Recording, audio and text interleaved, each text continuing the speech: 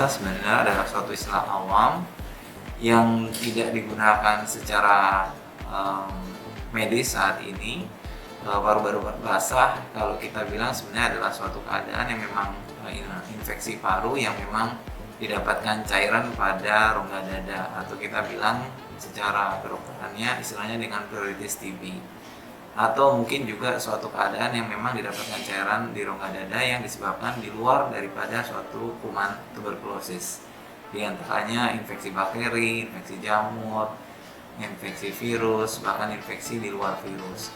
Jadi memang pada dasarnya ada dua penyebab daripada paru-paru basah, yaitu paru-paru basah yang disebabkan oleh suatu kuman khusus yang kita bilang suatu kuman TBC, dan suatu infeksi yang disebabkan oleh di luar kuman TBC. Dalam hal ini adalah infeksi bakteri, sekali lagi virus, jamur, dan lain-lain.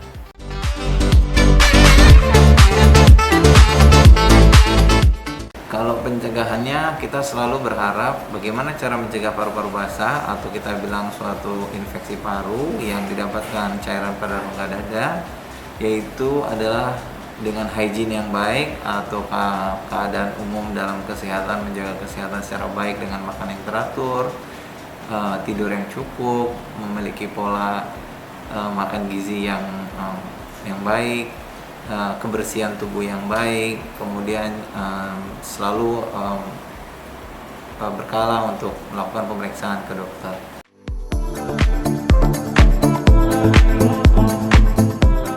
Proning adalah suatu keadaan di mana adalah suatu upaya untuk membuat pasien atau orang yang sudah terinfeksi mempunyai daya kapasitas paru yang dapat ditingkatkan dalam keadaan sesak.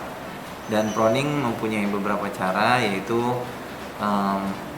posisi pasien kita istilahnya tengkurap atau namanya prone, bahasa kedokterannya prone posisi atau bahasa awamnya tengkurap.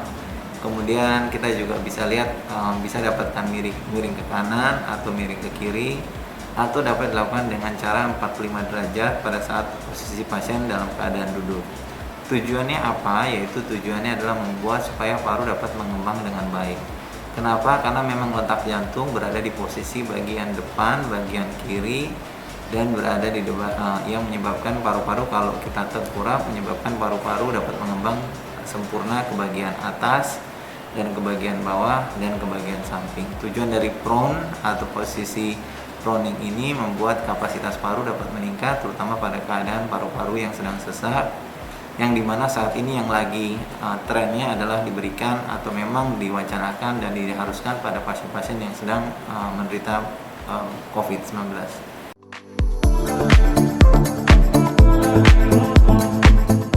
Ada beberapa hal kita harus mengetahui bahwa engap itu adalah istilah awam. Ada engap yang disebabkan memang oleh kelainan paru, ada engap yang disebabkan oleh kelainan jantung. Jadi harus dipastikan bahwa dua hal itu adalah dua hal yang berbeda dalam penata laksanaannya dan dalam cara mengobatinya. Kalau memang engap yang disebabkan oleh paru, kita harus tahu sendiri apakah itu infeksi atau non-infeksi.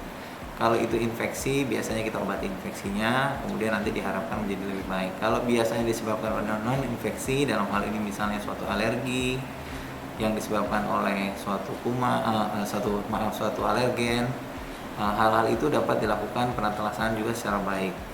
Nah, kalau memang penyebab engapnya itu adalah dari jantung yang biasa disertai dengan usia tua, kemudian didapatkan dengan kaki yang bengkak, kemudian dalam posisi tidur memang tidak dapat menggunakan satu bantal, biasanya kami cenderung bisa berasumsi dan mendiagnosa ke arah ke jantung. Jadi kita harus pastikan sekali lagi teman-teman bahwa memang itu dapat menjadi suatu kepastian apakah engap itu disebabkan oleh suatu keadaan paru atau jantung. Kira-kira penjelasan secara detailnya akan saya lanjutkan kalau memang diperlukan. Terima kasih.